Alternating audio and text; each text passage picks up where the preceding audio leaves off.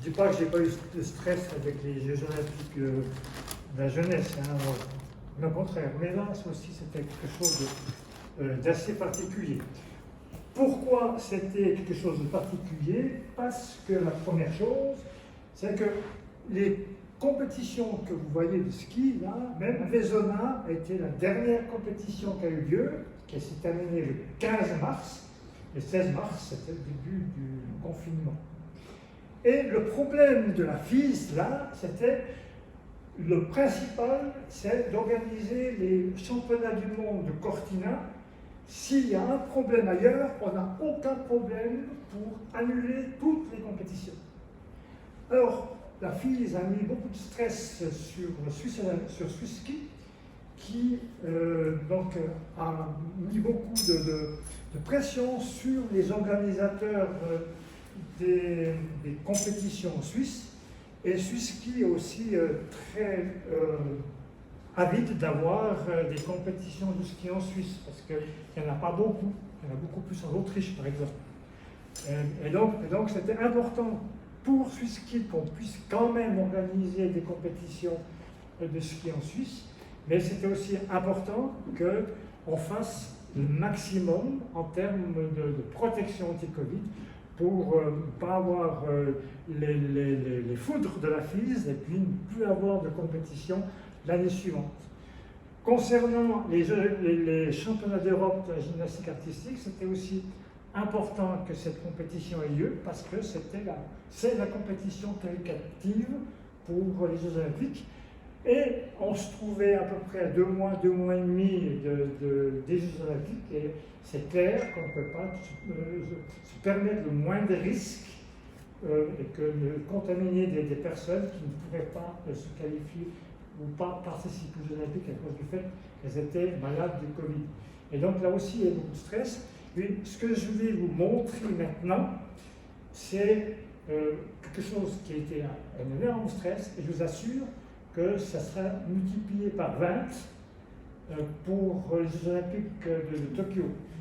À la gymnastique de base, c'est à peu près 1500-1600 personnes, en tenant compte de l'ensemble des délégations qui étaient là, leur accompagnant, et puis le nombre de personnes qui ont participé comme volontaires, et donc puis multiplié par 20 pour avoir le nombre de personnes qui seront présentes à Tokyo. Et donc, pour Crans-Montana, il s'agissait d'organiser le salon nocturne qui a eu lieu le 29 décembre 2020, et ça a été un peu notre base pour mettre en place notre système anti-Covid. Il a été testé lors de la Coupe d'Europe qui a eu lieu entre le 14 et 17 janvier, voir si ce qu'on avait prévu fonctionnait bien. Et puis, donc, on se trouvait dans le vif du sujet pour la Coupe du Monde. On était les premiers parce que Saint-Moritz avait été annulé. Trop de neige. Et puis, Saint-Moritz avait beaucoup de problèmes. Et il y a la seule compétition qui avait lieu en Suisse, avait été à Delboden, juste les 2 compétitions. Wengen avait été annulé, je vous rappelle. Vezona avait moins de problèmes, puisque c'était la dernière compétition, c'est la finale de la coupe du Monde. Et donc, les gens étaient déjà drillés, c'était un peu plus facile.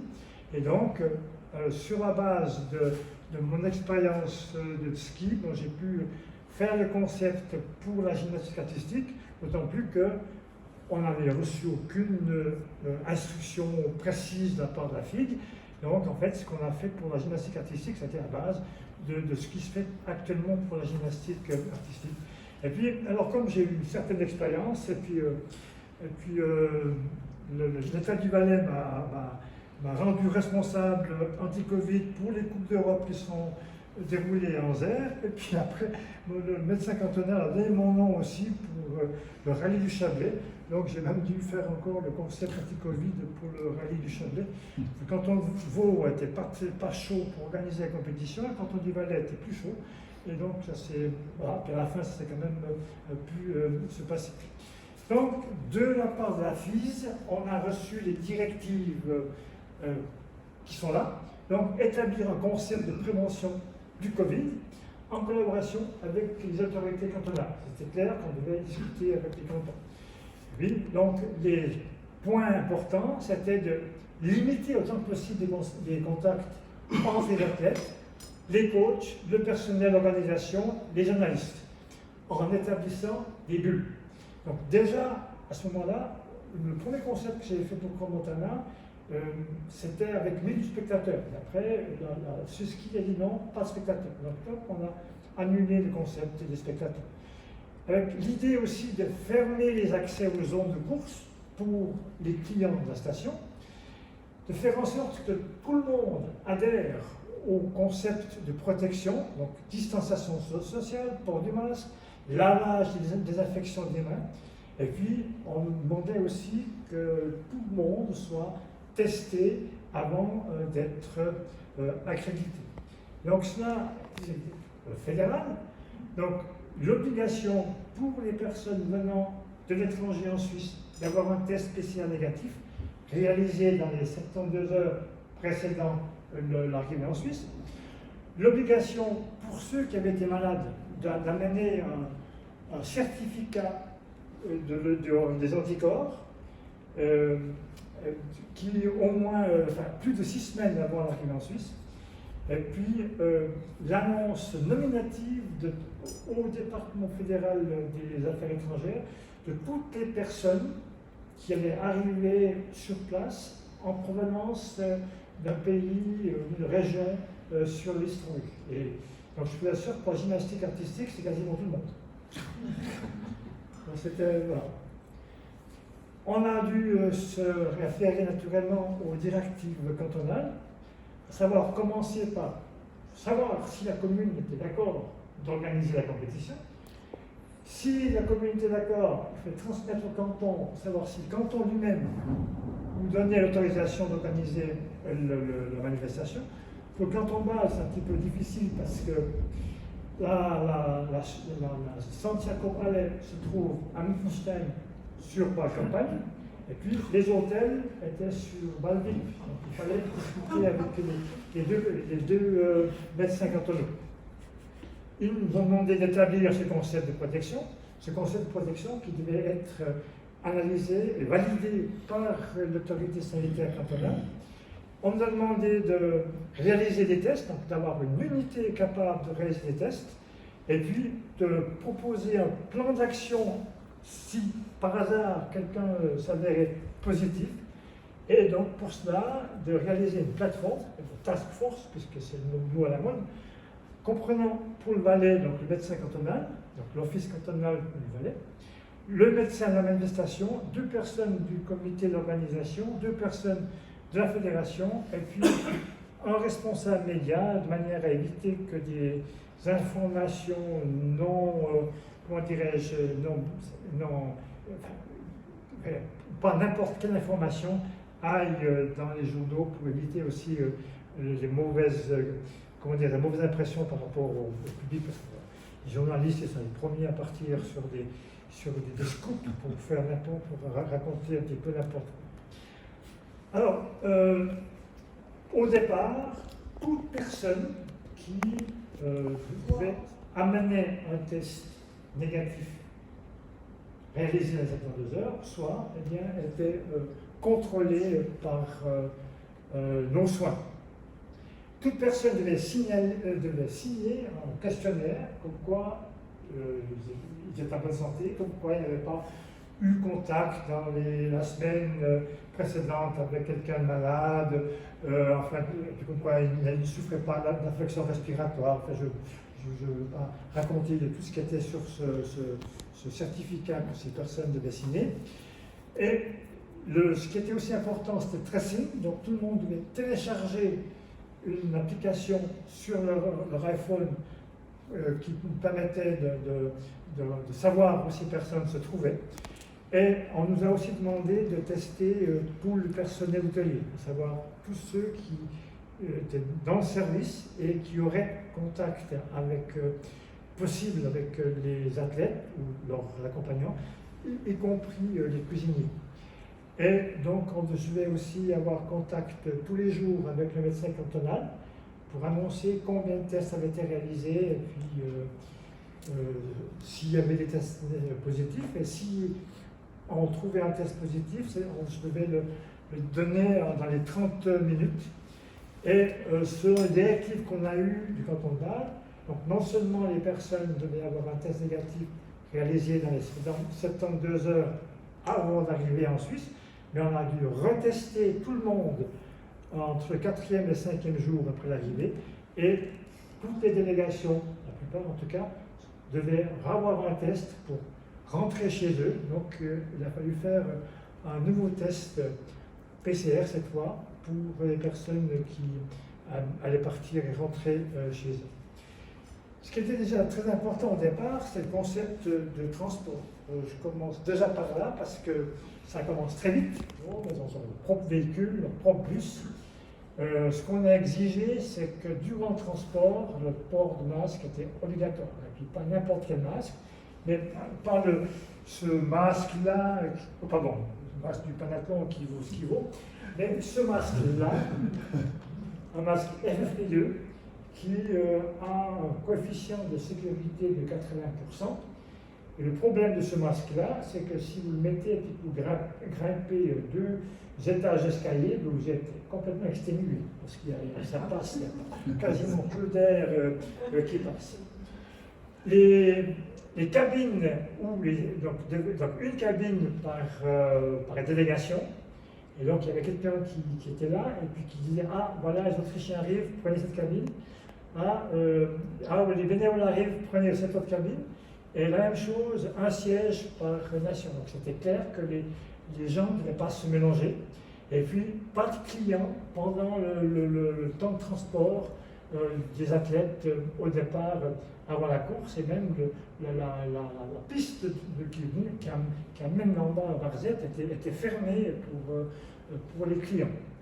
Concernant la gymnastique artistique, et c'est là que ça a coûté assez cher, c'est que la prise en charge a commencé dès l'arrivée à l'aéroport, un bus par délégation, donc il y a 34 délégations, plus les officiels, donc ça fait à peu près une quarantaine de bus, et chaque délégation avait son bus et qui était à disposition depuis 6 h du matin jusqu'à 10 h le soir, et toujours le même bus, avec un plan de transport assez précis.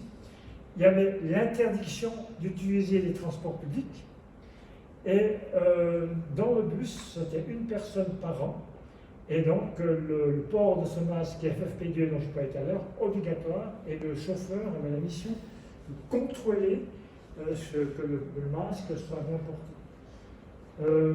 Juste en parenthèse, parce qu'on leur a enlevé l'accréditation, ils étaient renvoyés à la maison. Donc c'était extrêmement sévère. Et ça sera exactement sévère la même chose aux Jeux Olympiques de Tokyo. Donc, pour éviter que les contacts se fassent entre les personnes, la FIS nous a demandé de réaliser des groupes. Et puis, donc, ces groupes ont été réalisés sur fond de couleurs. Donc, il y avait le groupe rouge, comprenant les athlètes, les coachs, les membres du staff médical, de l'équipe, les ouvreurs, les membres de la FIS, le staff dans la zone de départ et dans la zone d'arrivée, donc les chronométreurs par exemple, le chef de départ ou le juge à l'arrivée, et puis le caméraman de la raquette d'arrivée. Et puis les bleus, c'était le personnel d'organisation, le personnel médical, l'armée et les protections civiles, et le groupe jaune pour le personnel des médias. Et donc toutes ces personnes-là ne pouvaient pas se mélanger, donc avaient un cheminement précis. Les athlètes arrivaient, pour ceux qui connaissent un peu Crans-Montana, donc vous imaginez la gare de Varzette, donc le départ pour Violette, là. Donc ça c'est le parking sur le parking extérieur, uniquement accessible au rouge. Et vous voyez la ligne des rouges, donc là c'est la raquette d'arrivée, le chemin des rouges, et pour prendre le télé ici. Le personnel auxiliaire avait le parking dessous, sortait par là, remontez le chemin que certains connaissent là, et puis vous avez il y a chemin jaune, chemin bleu pour aller, les bleus ici pour tout ce qui était matériel, le jaune pour la presse. Et vous voyez, les chemins sont complètement séparés. Ici, c'est la tente des repas, qui a été utilisée par le personnel auxiliaire avant l'arrivée des athlètes. Et puis, dès que les athlètes sont arrivés, c'était la tente des athlètes pour le manger. Là, il y avait des cabines, et donc il y avait 4 cabines, et parce qu'on avait 4 compagnies militaires, et chaque compagnie militaire avait sa cabine, et pas de mélange possible. Et vous voyez ici que pour rentrer dans les cabines, il y avait le couloir des rouges, le couloir des bleus, et le couloir des verts. En fait, ça correspond aux clients dont le cheminement était aussi là pour les clients, et puis qui avaient aussi leur propre zone d'entrée pour arriver sur une cabine. Concernant la Santiago Palais, donc c'est sur 3 étages, et donc c'était pas possible de faire comme ça. Alors, les gens du col se sont organisés de la manière suivante. Un exemple, la validité du test anti-Covid, et qui contrôlait la température de chacun. Et puis quand ces 3 trucs étaient corrects, la personne pouvait entrer. À chaque salle, à chaque escalier, il y avait une personne qui contrôlait si les personnes qui portaient un certain badge avaient le droit de passer à cet endroit-là. La sortie était tout à fait différente. Les couloirs étaient unidirectionnels marqués par des rubalises, des barrières. Et il y a des personnes qui contrôlaient que tout le monde allait bien dans le même sens. Les escaliers étaient à sens unique. Donc on entrait dans une salle d'entraînement par un escalier, on sortait par un autre escalier. Et donc les délégations avaient aucune chance de se rencontrer. Et les zones d'attente, avant d'aller dans la salle d'entraînement, étaient surveillées par un volontaire qui s'assurait que les distances sociales étaient respectées. Et là, naturellement, le port du masque était obligatoire, sauf pour les athlètes qui se trouvaient sur les engins. Au début, ça a été assez problématique. Moi-même, j'ai fait la police. Je ne me suis pas fait bien voir parce que j'ai dû reprendre pas mal de gens. Mais le deuxième jour, après, c'était déjà beaucoup mieux. D'autant plus qu'entre-temps, il y avait cette pancarte qui disait aux gens si vous êtes malade, annoncez-vous, respectez les distances sociales, lavez-vous les mains, portez le masque, etc. Évitez les rassemblements. C'était un moment difficile parce que le moment où les compétitions ont commencé à bas, c'est le moment où les terrasses ont été ouvertes. Et ça a fait quelques petits soucis pour les organisateurs. Voilà, vous toussez dans votre manche, comme ici, etc. Évitez les serrées de main, etc. Donc, ces affiches étaient à tous les endroits très stratégiques. Il y avait partout des solutions alcooliques pour se désinfecter. Les portes restaient ouvertes partout, sauf celles qui conduisaient au podium. Et puis, toutes les 2 heures, les toilettes devaient être nettoyées, et puis on contrôlait que ça se faisait effectivement correctement. Et pour la gymnastique, eh bien, les appareils étaient désinfectés chaque jour sur la zone compétition, et après chaque tournus pour les zones d'entraînement. Donc les tables des juges, les officiers étaient désinfectés chaque jour. Et donc, pour la magnésie, eh bien, chaque délégation avait sa propre magnésie. Donc, elle recevait un stock de magnésie en arrivant, et puis, donc, il n'y avait pas de mélange, etc. Et pour le ski, chaque jour, les cabines étaient désinfectées. Donc, je vous parlais de Protectas qui enregistrait avec le code QR notre présence. Pour les skieurs, dans les skieurs compétitifs, il y avait encore un autre enregistrement au moment où elles entraient dans la zone de départ, parce qu'il y avait une piste d'entraînement à côté. Donc là, au moment où la compétitrice arrivait dans la zone de départ, et il y avait un autre endroit pour enregistrer le code QR. Pour la gymnastique, eh bien, là où vous avez le contrôle que la personne a été testée négatif, et puis aux différentes dates. C'est la mienne. Vous voyez, j'ai été testé 4 fois ici. Donc, durant les 2 semaines de compétition. Sans compter encore le nombre de fois où j'ai été testé avec le ski, donc j'arrivais pour moi à 15 ou 16 fois. Je fais des tests. Mais le record que j'ai eu, c'est un Canadien qui était. Je lui ai fait son 40e test.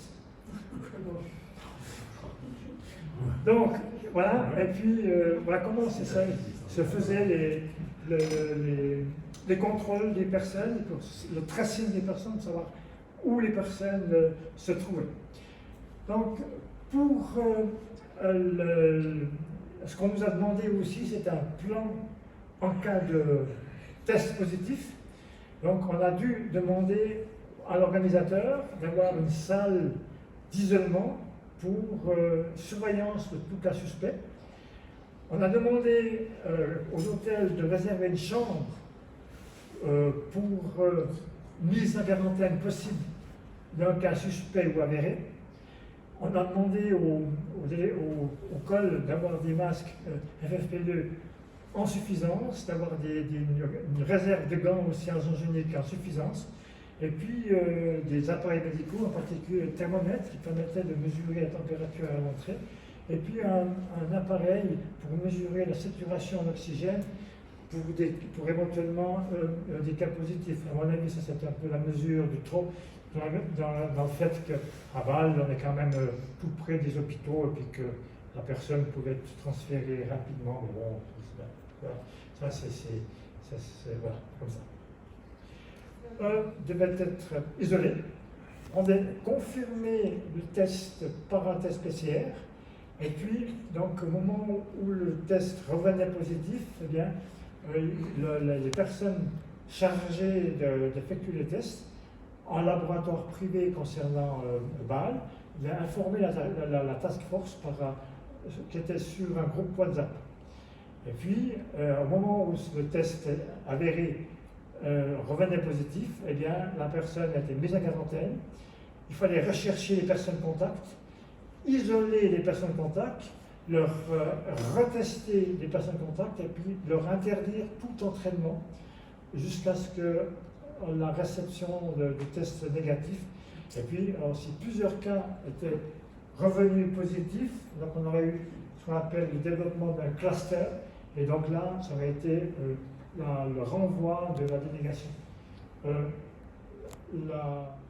Concernant les capital meetings, eh bien, ont été limités à un strict minimum de participants, c'est une personne au maximum par délégation, une personne par table, dans une grande salle, pardon. Mais c'était filmé par visioconférence, ce qui veut dire que les personnes qui étaient sur l'ordinateur pouvaient interagir et intervenir pour poser leurs questions. Il n'y a pas eu de cérémonie de tirage au sort pour les dossards. Et pour la gymnastique artistique, eh bien, il n'y a eu aucune rencontre des juges en présentiel. Tous les meetings des juges sont faits par visioconférence. Il y avait cette pancarte qui disait aux gens si vous êtes malade, annoncez-vous. Respectez les distances sociales, lavez-vous les mains, portez le masque, etc. Évitez les rassemblements. C'était un moment difficile parce que le moment où les compétitions ont commencé à Bâle, c'est le moment où les terrasses ont été ouvertes. Et ça a fait quelques petits soucis pour les organisateurs. Voilà, vous toussez dans votre manche, comme ici, etc. Évitez les serrées de main, etc. Donc, ces affiches étaient à tous les endroits très stratégiques. Il y avait partout des solutions alcooliques pour se désinfecter. Les portes restaient ouvertes partout, sauf celles qui conduisaient au podium. Et puis, toutes les 2 heures, les toilettes devaient être nettoyées et puis on contrôlait que ça se faisait effectivement correctement. Et pour la gymnastique, eh bien, les appareils étaient désinfectés chaque jour sur la zone compétition et après chaque tournus pour les zones d'entraînement. Donc les tables des juges, les officiers étaient désinfectés chaque jour. Et donc pour la magnésie, eh bien, chaque délégation avait sa propre magnésie. Donc elle recevait un stock de magnésie en arrivant, et puis donc, il n'y avait pas de mélange, etc. Et pour le ski, chaque jour, les cabines étaient désinfectées. Donc je vous parlais de Protectas qui enregistrait avec le code QR longue présence. Pour les skieurs, dans les skieurs compétitifs, il y avait encore un autre enregistrement au moment où elles entraient dans la zone de départ, parce qu'il y avait une piste d'entraînement à côté, donc là, au moment où la compétitrice arrivait dans la zone de départ, et il y avait un autre endroit pour enregistrer le code QR. Pour la gymnastique, eh bien, là où vous avez le contrôle que la personne a été testée négatif, et puis aux différentes dates. C'est la mienne, vous voyez, j'ai été testé 4 fois ici. Donc durant les 2 semaines de compétition. Sans compter encore le nombre de fois où j'ai été testé avec le ski, donc j'arrivais au moins à 15 ou 16 fois. Je déteste. Mais le record que j'ai eu, c'est un Canadien qui était. Je lui ai fait son 40e test. Donc, voilà, et puis voilà comment se faisaient les contrôles des personnes, le tracing des personnes, pour savoir où les personnes se trouvaient. Donc, pour ce qu'on nous a demandé aussi, c'est un plan en cas de test positif. Donc, on a dû demander à l'organisateur d'avoir une salle d'isolement pour surveillance de tout cas suspect. On a demandé aux hôtels de réserver une chambre pour mise en quarantaine possible d'un cas suspect ou avéré.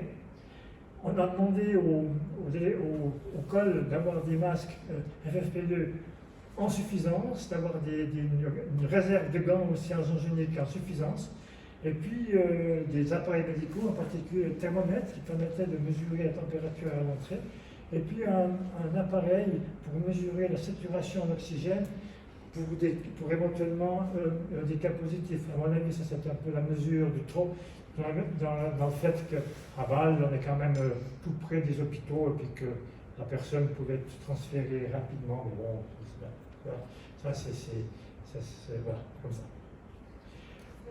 Devait être isolé. On a confirmé le test par un test PCR. Et puis, donc, au moment où le test revenait positif, eh bien, les personnes chargées d'effectuer le test en laboratoire privé concernant Bâle avaient informé la task force qui était sur un groupe WhatsApp. Et puis, au moment où le test avéré revenait positif, eh bien, la personne a été mise en quarantaine. Il fallait rechercher les personnes contacts, isoler les personnes contacts, leur retester les personnes contacts et puis leur interdire tout entraînement jusqu'à ce que la réception du test négatif. Et puis, si plusieurs cas étaient revenus positifs, donc on aurait eu ce qu'on appelle le développement d'un cluster, et donc là, ça aurait été le renvoi de la délégation. Concernant les capital meetings, eh bien, ont été limités à un strict minimum de participants, c'est une personne au maximum par délégation, une personne par table, dans une grande salle, pardon. Mais c'était filmé par visioconférence, ce qui veut dire que les personnes qui étaient sur l'ordinateur pouvaient interagir et intervenir pour poser leurs questions. Il n'y a pas eu de cérémonie de tirage au sort pour les dossards. Et pour la gymnastique artistique, eh bien, il n'y a eu aucune rencontre des juges en présentiel. Tous les meetings des juges sont faits par visioconférence. C'était une délégation maximum par étage. Et les repas ont été pris dans des locaux séparés, au maximum 4 par table, et toujours les mêmes, ensemble, pour qu'on soit clair avec les personnes contact. Si possible, pas de buffet. Et donc, le personnel de l'hôtel devait désinfecter la table avant toute nouvelle occupation. Sur les lieux du ski, eh bien, les volontaires et l'armée, on a tous reçu des lunchs distribués le matin, donc on a dû manger dans la nature, et les délégations avaient le repas sous la tente que je vous ai montré sur le schéma d'arrivée. Concernant la gymnastique, eh bien, sur les lieux de compétition, il y a eu 4 endroits séparés avec un maximum 4 par table, l'interdiction de bouger les chaises, c'était bien marqué où les gens devaient être. Donc les gymnastes et accompagnants avaient leur propre salle pour manger. Le comité d'organisation, les officiels, les comités techniques, une deuxième salle, les juges, une superbe salle tout à l'étage, et puis les volontaires aussi, leur propre salle. En fait, c'était plutôt les compétitions. Eh bien, l'entrée des gymnastes, eh bien, c'est toujours faite avec le respect des distances sociales, l'interdiction de croisement. Pour les finales, eh bien, les athlètes entraient un par un, avec l'annonce de leur nom. Autour du podium, les chaises étaient séparées par la distance sociale habituelle. L'interdiction était faite pour les athlètes de se promener dans la salle. Le port du masque devenait obligatoire immédiatement à la fin de l'exercice. Et puis la remise du médaille, c'est un peu difficile à voir sur cette image parce qu'il y a trop d'images, trop de lumière. Donc imaginez ici, vous voyez là, c'est une espèce d'estrade. Et bien, cette estrade-là était les cry and kiss. Et donc il y avait 3 chaises séparées, d'un côté les hommes, d'un côté les femmes. Et c'est aussi sur cette estrade que s'est faite la remise des prix. Mais donc les hôtesses arrivaient avec un coussin et les athlètes prenaient leur médaille et se mettaient eux-mêmes la médaille autour du cou. Le kiss and try, j'ai oublié de vous dire, et bien chaque fois qu'un athlète quittait une chaise parce que malheureusement il perdait un rang, eh bien il y avait un volontaire qui était là pour désinfecter la chaise. Pour le ski, eh bien, le port du masque FFP2 était obligatoire jusqu'au départ. Et puis, dès que l'athlète franchissait l'arrivée, eh bien, quelqu'un lui apportait un masque.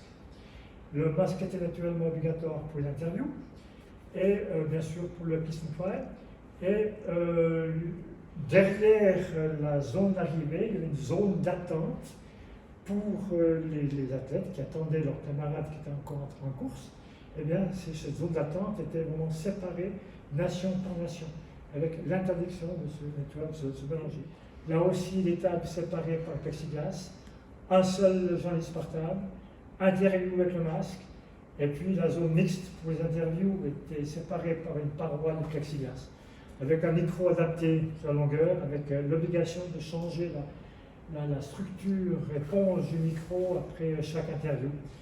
Et donc, comme j'ai déjà marqué tout à l'heure, donc le caméraman dans la zone d'arrivée eh bien, devait avoir un test PCR négatif obligatoire. Alors, généralité en vrac, parce qu'en fait, j'ai fait tellement il y avait tellement d'éléments là-dedans que voilà, j'ai un peu dit sur ce dia tout ce qui me passait par la tête.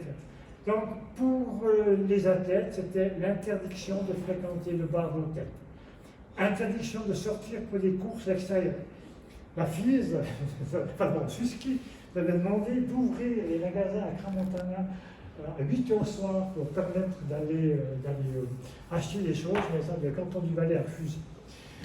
Donc, interdiction d'aller à l'extérieur pour les magasins, et puis les terrasses, ça c'était essentiellement pour Bâle, puisque les terrasses venaient de s'ouvrir avec l'ouverture des championnats d'Europe.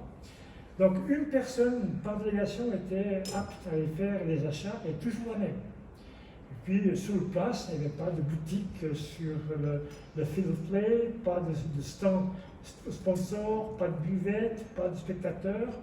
Et puis les seuls spectateurs qu'il y avait, pas zone VIP, les seuls spectateurs qu'il y avait, c'était effectivement des athlètes qui allaient encourager leurs camarades. Et donc ça faisait quand même un peu de participation, c'est quand même pas rien. Et donc ceux-ci pouvaient s'asseoir dans la licence palais, mais avec un siège entre chaque athlète. Et puis là, et puis porter le masque, et il y avait des gens qui surveillaient. Alors le bilan, il est quand même, mais comme vous avez pu remarquer que c'était extrêmement sévère, mais au moins, il n'y a eu aucun cas positif chez les athlètes et les compagnons. On a eu 5 cas, je parle de tout, hein, pour la gymnastique, pour le ski, qui étaient heureusement des cas faux positifs, et puis en particulier l'entraîneur de Petralova. Ça a fait beaucoup de bruit, mais enfin, bon, j'ai pu réaliser rapidement un autre test pour lui et c'est avéré négatif. Il faut savoir une chose, c'est que pour les tests PCR, donc le test rapide, eh bien, il vous indique positif ou négatif. Donc c'est le test antigénique. Tandis que le test PCR vous donne la quantité de virus. Et puis la quantité de virus pour être comment dirais-je, contagieux, elle se situe à 30. Alors entre 29 et 31, alors, et donc c'est ce qui est arrivé pour l'entraîneur de Petralova. Il avait, si je me souviens bien, 34. Et puis, après discussion avec le médecin cantonal, on a considéré ce cas comme rien du tout. Et puis, il a refait un test à l'endroit de la compétition suivante, et puis c'était tout à fait correct. Et surtout, vous voyez que c'est pas rien. Pour Bâle, qui a engagé un laboratoire qui est venu faire des tests, à Crans-Montana, c'est moi qui fais tous les tests, qui a engagé un bus par délégation tous les jours, pendant les 10 jours de la compétition et entraînement, etc. Ça a coûté 700 000 francs. Et puis sans compter le manque à gagner par l'absence de boutiques, l'absence de spectateurs, etc. Et heureusement pour Bâle, parce qu'il n'aurait pas pu organiser cette compétition sans cela, c'est le service des sports des 2 cantons de Bâle, qui a fait elle-même, qui a payé ces 700 000 francs. Pour la Coupe du Monde de Crans-Montana, ça a coûté 350 000. Ça, ce sont les communes qui ont payé. Et puis pour Vézona, c'était beaucoup plus simple, Vézona, parce qu'il n'y avait pas besoin. Vézona, vous avez 2 télécabines qui amènent les gens au même endroit. Donc il y avait un télécabine pour les athlètes, un télécabine pour les autres. Donc c'est plus simple. Hein. Et puis arrivé en haut, c'est un téléski avec assiette, donc là il n'y a pas de problème non plus. Donc c'était beaucoup plus simple. Et puis en haut, vous avez 4 restaurants. Il y avait 3 restaurants, plus une tente qui a été faite. Donc l'armée avait la tente, et puis les 3 restaurants, les gens étaient séparés. Et puis là aussi, pour le personnel auxiliaire, c'était aussi les pique-niques. Donc c'était plus simple pour Vézona, puis moins d'athlètes aussi. Et donc ça a coûté, en guillemets, que 130 000 francs de sur. Donc on a testé les cuisines, enfin, les personnels des hôtels avant l'arrivée des athlètes, et on a eu la chance parce que 2 cuisiniers sont arrivés positifs, qui ont été rapidement changés, et puis c'était bien aussi pour l'hôtel qui sache qu'ils avaient 2 personnes positives dans leur personnel. Et puis le cas d'origine, c'est un cas assez. Vous voyez l'importance quand on dit 4 par table, toujours les mêmes. Le lundi matin, un des chronométreurs de Longines reçoit le téléphone de son épouse, positif au Covid. Alors, donc ils allaient manger dimanche soir 4 ensemble, les 4 mêmes, et cette personne-là n'avait eu aucun contact avec les autres. Donc, si on isolait Longines, plus de course. Donc, avec le médecin cantonal, on a décidé que les 3 autres enfin, ceux dont la pousse était positive rentrent à la maison.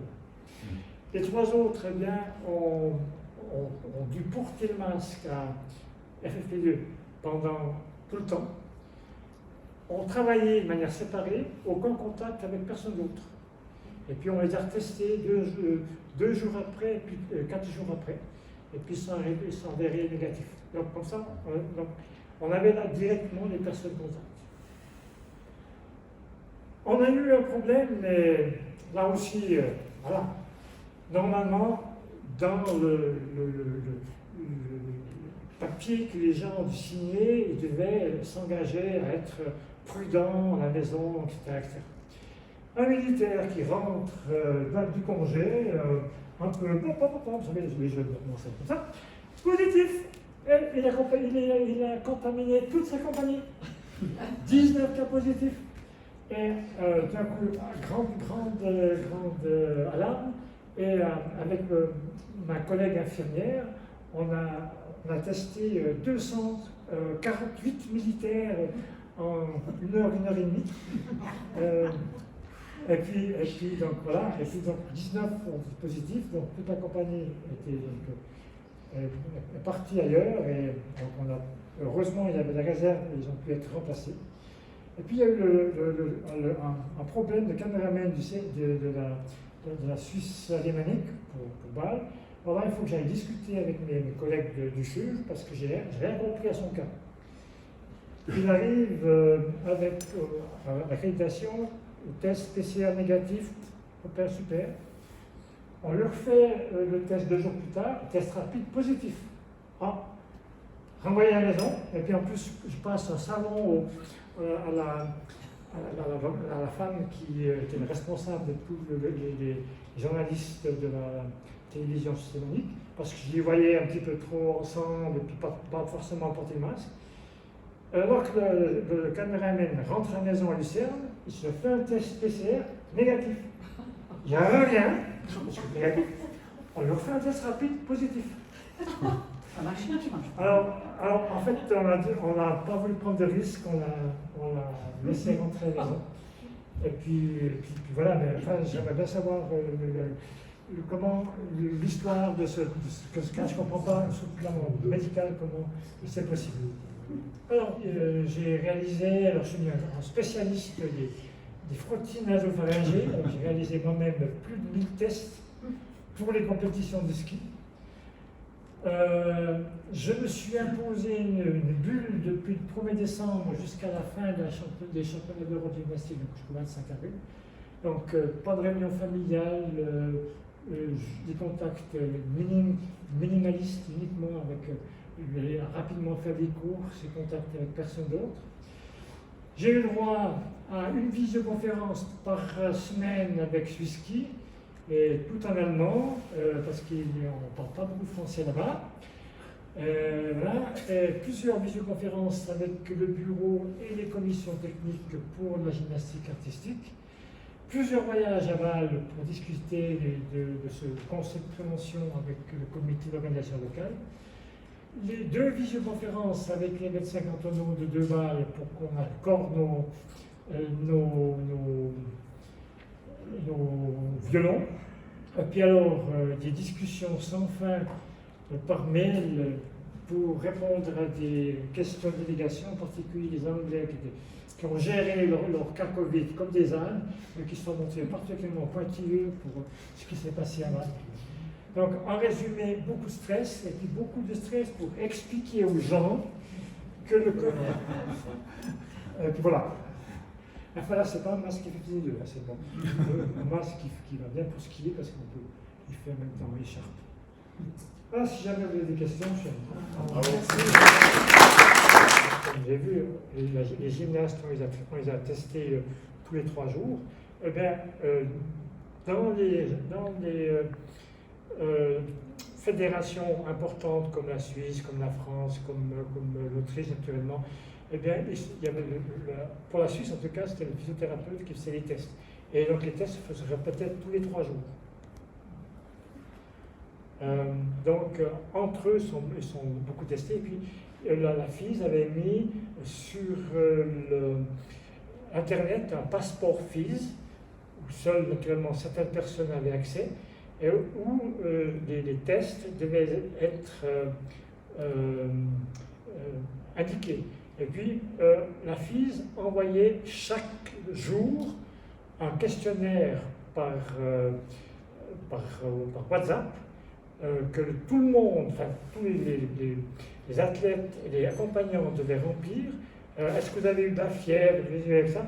Et puis ça arrivait 2 fois que quelqu'un réponde mal, et puis d'un coup je recevais un message, j'ai reçu un message et j'ai dû aller à l'hôtel faire une visite médicale à 2 personnes qui avaient mal rempli ce questionnaire WhatsApp et puis qui répondaient qu'ils avaient de la fièvre, je ne sais pas quoi. Donc, montrer que vraiment c'était vraiment stressant sur tout le temps, quoi. Je veux dire, il n'y a pas un moment déjà de toutes ces ce que vous avez fait, soit pour le ski, soit pour la gym, est-ce que ça va servir à d'autres manifestations? Est-ce que c'est un exemple pour que vous avez fait, ce qui a été donné, et comment ça se passe? Alors, pour la gymnastique, je ne sais pas si tu connais Lisa Wortmann. Ouais. Alors, c'est l'allemande comme ça. Lisa Wortmann. Hein. Donc, avec elle, il n'y a aucun souci, j'assure qu'elle met les points sur les i très rapidement, et même elle n'est pas très compliante, parce que je lui ai quand même dit qu'il y avait des choses qui étaient un peu exagérées, mais pour elle, c'était bravo. Alors, ça ne m'étonne pas. Alors, pour Varna, ça s'est super bien passé, là, mais pour Sochi, où il y avait le trampoline, ça s'est moins bien passé parce que Sochi, c'était la station balnéaire, etc. En pleine période de la Pentecôte orthodoxe, tout le monde était dehors, sans masque, sans rien du tout, attroupé, etc. Donc le concept, c'est un document de 15-16 pages où chaque ligne est importante. La rencontre doit être moins importante. Non, je vous assure que j'ai travaillé des mois là-dessus. Hein. Et puis, donné, donc en fait, je prenais mon papier, je l'envoyais à Lisa, et puis elle le faisait distribuer à tout le comité, puis il y avait les remarques, ça revenait, voilà, et puis à la fin, quand on arrivait à quelque chose d'important, puis c'est clair qu'on a fait un concept pour chaque organisation, donc le concept BAL, le concept Varna, et puis le concept Sochi. Et puis maintenant, les prochaines compétitions, c'est Pesaro. On va attendre ce qui se passe avant de faire quelque chose pour Pesaro, donc c'est en mois de septembre. Oui, parce que là, tu nous as parlé des athlètes, mais il y a toute l'organisation, la préparation, les bénévoles qui ont monté, qui ont démonté, et puis qui ont entretenu le. Ah oui. Ceux-ci sont aussi. Non, que pour BAL, c'était entre 1500 et 1700 personnes. Ah ouais. Parce que le BAL, le problème, c'est qu'ils n'ont pas pu avoir les volontaires, les mêmes volontaires sur toute la compétition. Et donc, et puis certains ont travaillé 3 jours, puis après 2 jours à la maison, puis 3 jours nouveaux. Alors au moment où ils quittaient, après 3 jours de travail, ils sortaient de la bulle. Donc ils revenaient, on devait les retester parce qu'ils revenaient dans la bulle. Oui, c'est sûr. Oui, mais finalement, tu as eu assez de bénévoles, parce qu'on voit que dans nos organisations, la difficulté qu'on a trouvée. Je peux bien imaginer que sur les 1500, il y a quand même un certain nombre qui étaient testés positifs. Alors, retour et sorti. Alors, encore une fois, je vais montrer 0 cas positif. 0. Et les gens étaient hyper disciplinés. Une petite phrase qui disait que toute responsabilité était prise par le sportif, l'entraîneur et autres. On commence à comprendre. Je n'ai pas compris. Dans le cas d'un sportif qui a attrapé le virus et puis que vous n'ayez pas vu, et il déposait le comité d'organisation. Honnêtement, on n'a pas prévu ce cas-là. C'est ce qui est actuellement Mais c'est ce qu'ils ont en fait question signer à pour le Tokyo. CIO. Ouais. C'est ce qu'ils Justement, ont fait ils ont fait signer les athlètes Tokyo. qu'ils ne pouvaient pas Ouais, déposer absolument. plainte contre les organisateurs, Ah ouais. Ah, le ah, CIO, d'accord. contre Alors, l'État japonais, etc. Ouais, encore une fois, écoutez, je vous raconte juste une anecdote concernant les Jeux 2020. Moi, j'ai une question. J'ai fait le concept médical pour les Jeux 2020. J'ai repris le concept médical fait 4 ans auparavant à l'IRR. J'ai simplement adapté à la sauce lausannoise, à la sauce vaudoise. Eh bien, ce concept médical a fait 19 allers-retours entre moi et le CIO.